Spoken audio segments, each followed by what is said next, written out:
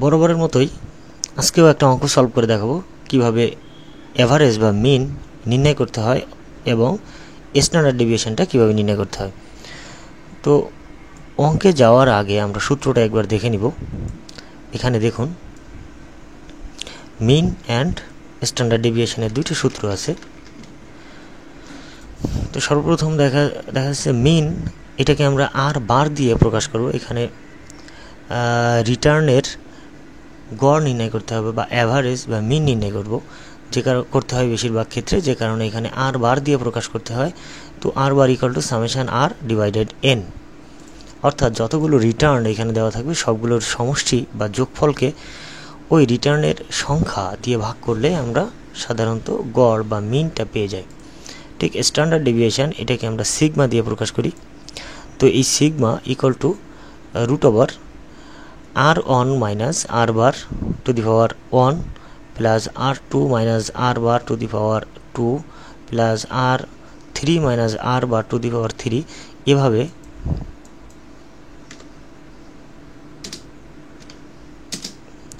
এভাবে R N minus R bar to the power N পর্যন্ত।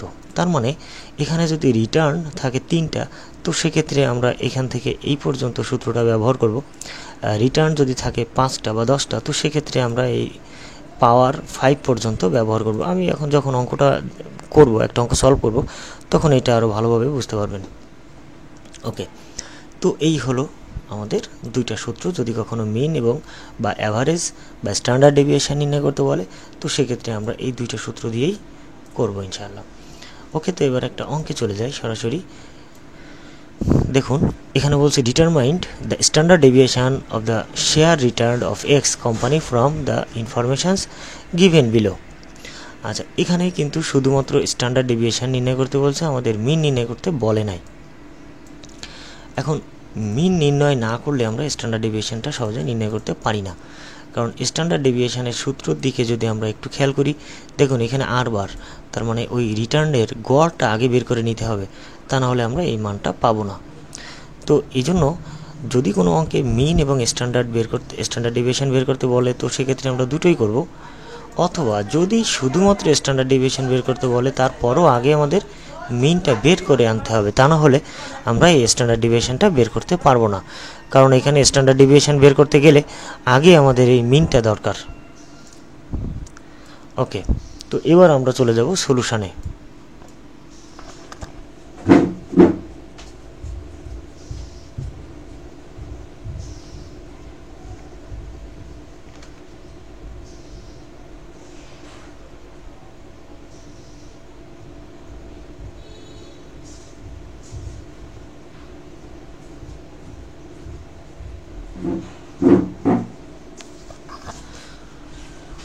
আচ্ছা, তো এখানে আছে ইয়ার আর রিটার্ন।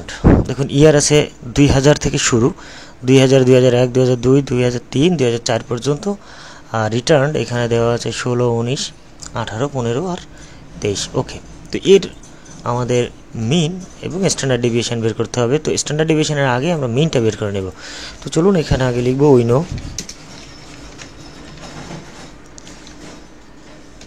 মিন। আমরা যদি এখানে সূত্রটা জাস্ট এভাবে নিয়ে আসি, তাহলে আমাদের জন্য আরও ভালো হয়। অর্থাৎ এটাই হচ্ছে আমাদের সূত্র। আমি এটা কপি করে নিলাম, জাস্ট এটাই হলো আমাদের সূত্র।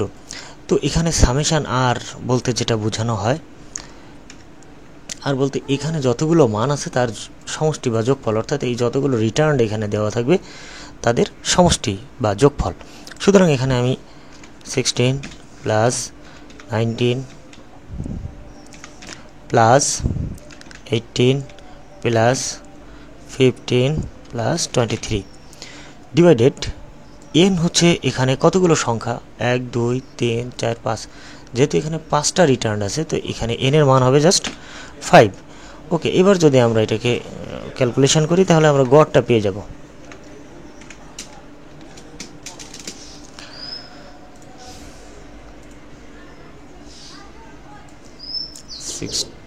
প্লাস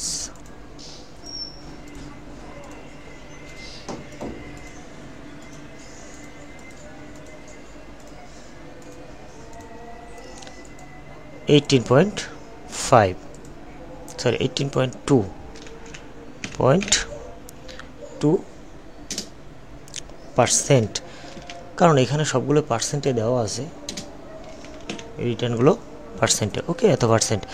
এবার আমরা বসাবো স্ট্যান্ডার্ড ডেভিয়েশনের মানটা বের করব। তো চলুন এখানে আমরা স্ট্যান্ডার্ড ডেভিয়েশনের সূত্রটা দেখে আসি আগে এখানে।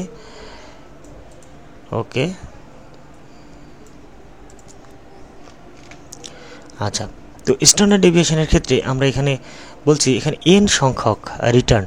তো আমাদের এই রিটার্নের মান এখানে যতগুলো মান থাকবে, এখানে 5টা রিটার্ন আছে, সুতরাং এখানে আমরা পাওয়ার 5 পর্যন্ত নেব। তো আমি তাহলে এইটুকু কেটে দিব, দিয়ে দেখুন এখান থেকে যদি আমি এখান থেকে জাস্ট আমরা প্লাস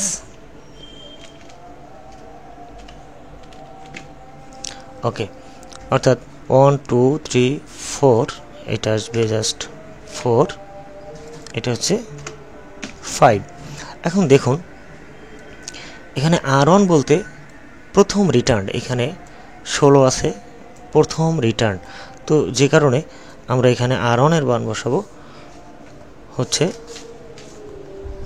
16। সুতরাং এখানে R1 এর স্থানে আমরা বসাবো 16। রিটার্ন এখানে R বারের মানটা সবসময় 18.2।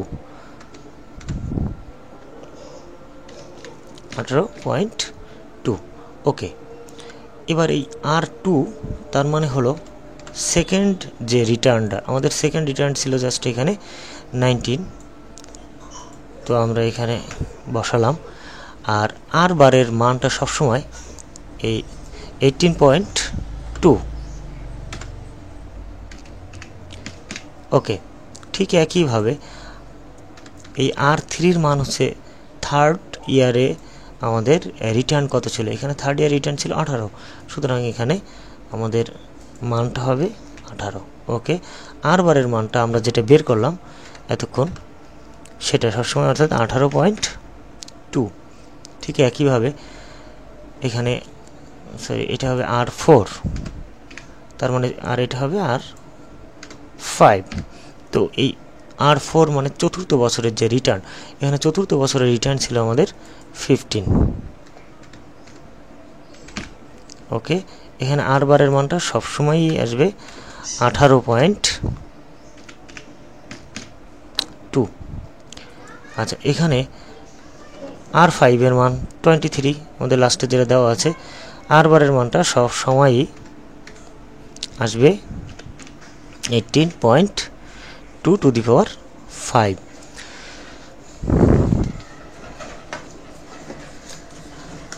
ওকে, n এর মানটা আমাদের রয়েছে জাস্ট এখানে 1 2 3 4 5, যেহেতু 5টা মান আমাদের রিটার্ন আছে 5টা ইয়ারের, তাই n এর মান হবে 5।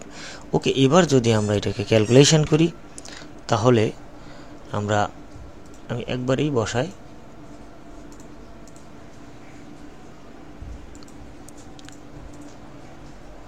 অর্থাৎ 38.8 ডিভাইডেড 4,